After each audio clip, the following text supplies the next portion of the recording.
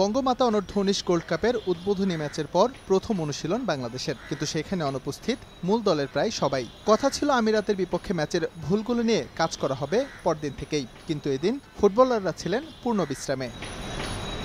আরব আমিরাতের বিপক্ষে ফরোয়ার্ডদের দৈন্যতাটা ফুটে উঠেছে স্পষ্ট। ফুটবলার থেকে শুরু করে যে বিষয়টি স্বীকার করেছেন টিম ম্যানেজমেন্ট, কিন্তু প্রশ্ন ছিল পরিচিত প্রতিপক্ষ হওয়ার পরও কেন তাদের বিপক্ষে এমন ভুল। কৃষ্ণ, স্বপ্না, সঞ্জিতা ওরা এখনো যথেষ্ট পরিপক্ক নয়, তাই এমন ভুল হচ্ছে। আশা করি সময়ের সাথে সাথে ওরা পরিণত হবে। তবে গেল ম্যাচে ওরা যেমন খেলেছে সেটা আরো ভালো হওয়া উচিত ছিল। আশা করছি সামনের ম্যাচে এর প্রমাণ পাবো।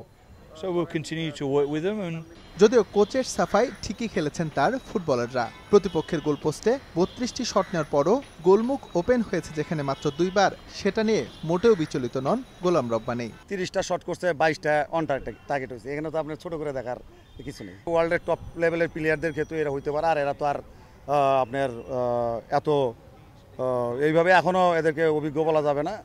তবে যে গোল করছে স্বপ্না, এটাও ফ্যান্টাস্টিক গোল করছে।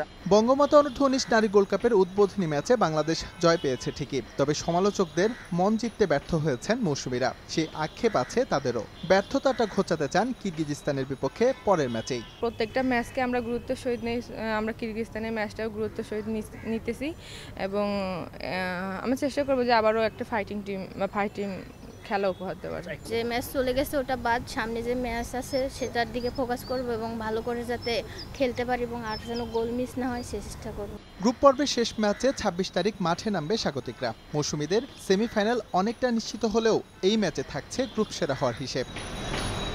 এস এম ইকবাল, সময় সংবাদ, ঢাকা।